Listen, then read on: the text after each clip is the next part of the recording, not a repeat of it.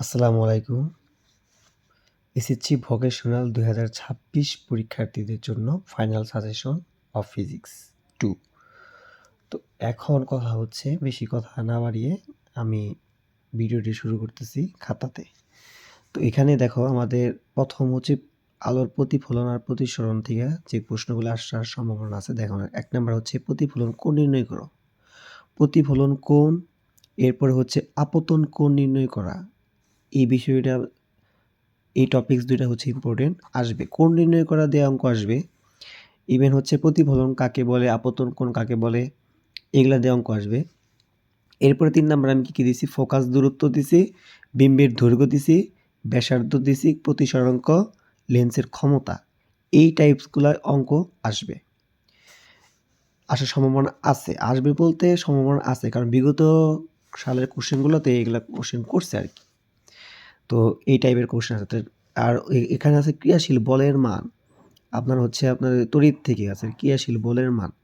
তো এখন আমি শুরু করি, আগে আমি বুঝাই দেওয়ার চেষ্টা করি, ঠিক আছে? প্রত্যেকটা জিনিস প্রতিফলন করা, প্রতিসরণ কোণ দিয়ে শুরু করি। যেমন একটা দর্পণ দেওয়া থাকবে, এটা হচ্ছে তোমার দর্পণ। আমি আঁকাইলাম যে এটা একটা দর্পণ।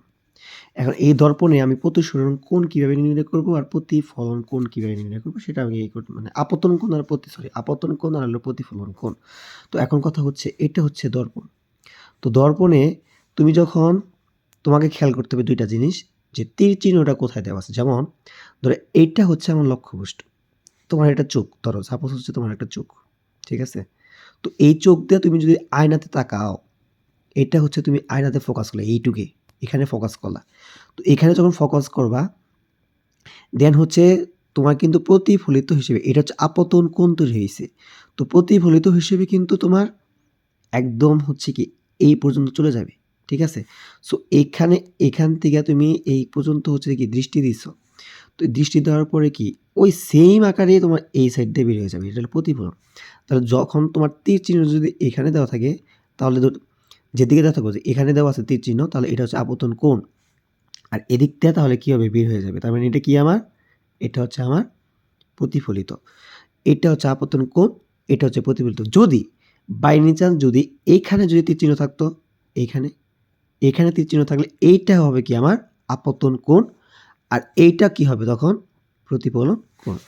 তোমার কোশ্চেনে দেওয়া থাকবে যে চিত্র থেকে আমার প্রতিফলন কোণ নির্ণয় করো, প্রতিফলন নির্ণয় করো অথবা আপতন কোণ নির্ণয় করো, তুমি যে কোনো একটা সাইট হচ্ছে নির্ণয় করবা। তো তুমি ধরো সাপোজ একটা কোশ্চেনে দেওয়া থাকলো হচ্ছে এই আপতন কোণ, ধরো আমি এটা ধরলাম আপতন কোণ, ধরো আপতন কোণ এটা ধরলাম, ঠিক আছে? সো আপতন কোণ এখানে ধরলাম আমি, এখানে দেওয়া থাকলো 30°। অথবা আমি যেহেতু চোখ এখানে দিছি, তো এখানে আমি নির্ণয় করি, তো এইটা এখানে ধরো 30°, সাপোজ এখানে 30° দিলাম আমি, ঠিক আছে? সো এখানে 30 দিলাম, এটা বাদ দাও, এটা 30° বাদ দাও, এখানে আমি 30° দিলাম। তো এখানে যদি 30° দিলাম, তার মানে কি হইতেছে স্যার, এখান থেকে আমার এইটুকের কোণ, এটা হচ্ছে আপতন কোণ, আমার 30° দেওয়া আছে। তাহলে আমার কি করতে হবে, আমাকে প্রতিফলন কোণ নির্ণয় করতে হবে। ধরো ওইখানে তার নির্ণয় করতে হবে। তাহলে আমি এখান থেকে প্রমাণ করে দেখো যে আমার এখানে যা 30°, এখানে আমার সেম 30°, তাহলে আমার এই কোণটা আমাকে বের করতে হবে, এই কোণটা বের করতে হবে। তাহলে এই কোণটা যদি আমি বের করতে পারি, তাহলে আমার এই কোণটা কি আমার কি হবে, সেম হবে। সো আমার এই কোণটাকে বের করতে হবে। ধরো এখানে আমার এটা হচ্ছে ও, এটা হচ্ছে এ, ঠিক আছে? রেখা, এটা হচ্ছে ও, এটা হচ্ছে এ।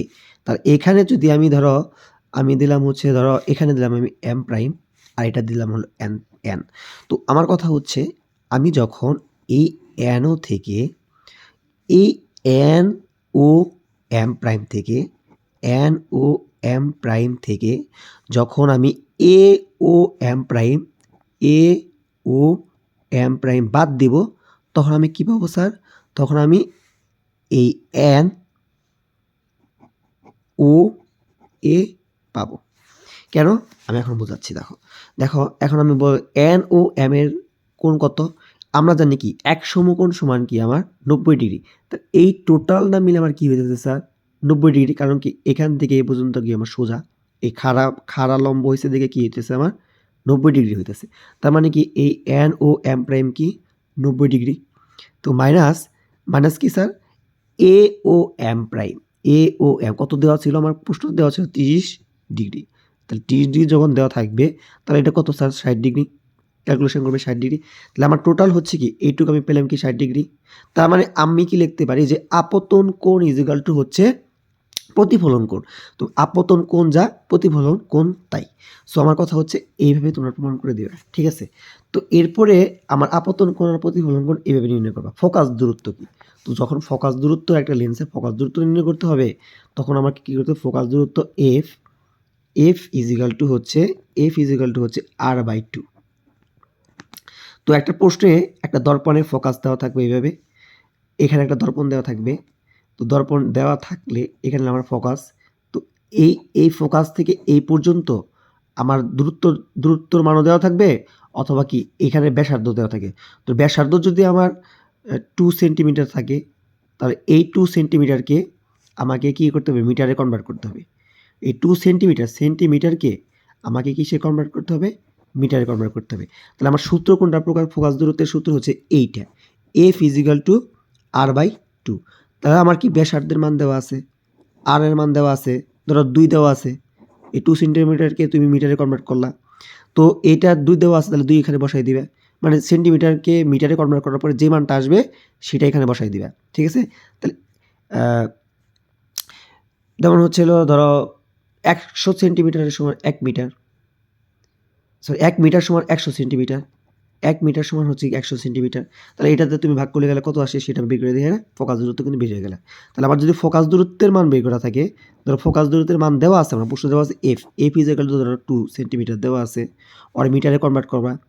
মিটারে কনভার্ট করার পরে যখন দেখবা হচ্ছে আমার কি দেওয়া আছে, তাহলে এখান থেকে কি বের করবা, এখান থেকে তুমি বের করবা 2F আর গুণ করবা, তার মানে কি আর এর মান বের করতে হবে, ব্যাসার্ধের মান বের করতে হবে। তাহলে 2F ইজিক্যাল টু কি আর, তাহলে আর এফ এর জায়গায় কি এফ এর মানটা বসাই দিবে, দেন কি আমি আর এর মান পেয়ে গেলাম। তো এটা হচ্ছে আমার আরেকটা চলে গেল। এরপরে কি বলছে, বিম্বের দৈর্ঘ্য নির্ণয় করতে বলছে। তো বিম্বের দৈর্ঘ্য নির্ণয় করতে গেলে আমার সূত্রটা পড়তেছে তোমার হচ্ছে M equal to l by হচ্ছে এল প্রাইম। তো এল প্রাইমটা হচ্ছে আমার, এমটা হচ্ছে বিবর্ধন, এলটা হচ্ছে কি আমার বিম্বের ধরো হচ্ছে দৈর্ঘ্য, অথবা একটা ধরো যে হলো এটা হচ্ছে আমার বিম্বের দৈর্ঘ্য, আর এটা হচ্ছে লক্ষ্যবস্তুর দৈর্ঘ্য। তো আমার লক্ষ্যবস্তুর দৈর্ঘ্য দেওয়া আছে, বিবর্ধনের মান দেওয়া আছে, আমার হচ্ছে কি বিম্বের দৈর্ঘ্য বের করতে বলছে। তবে এটা হচ্ছে বিম্বের দৈর্ঘ্য, এল প্রাইম বের করতে হবে। সো এল প্রাইম যদি বের করো তারপরে কি এল প্রাইম এইটুক অদল বদল করবা, এম এল প্রাইমের জায়গায় বসবে আর এল প্রাইম কি এমের জায়গায় বসবে। তাহলে এল প্রাইম ইজিক্যাল টু কি এল বাই কি এম। সো আমি এখান থেকে কি পেয়ে গেলাম, বিম্বের দৈর্ঘ্য পেয়ে গেলাম। তো এইটা হচ্ছে আমার নয়। এরপরে কি আছে, ব্যাসার্ধ। এই যে ব্যাসার্ধ নির্ণয়ের ক্ষেত্রে কিন্তু আমি এটা বুঝাই দিচ্ছি যে আর ইজিক্যাল টু, এই যে আর ইজিক্যাল টু, এই আর ইজিক্যাল টু কিন্তু আমি বের করে দিচ্ছি যে 2F, ঠিক আছে। সো এটা হচ্ছে আমার বের করতে হবে। এরপর প্রতিসরাঙ্ক, দেখো এখানে আছে প্রতিসরাঙ্ক।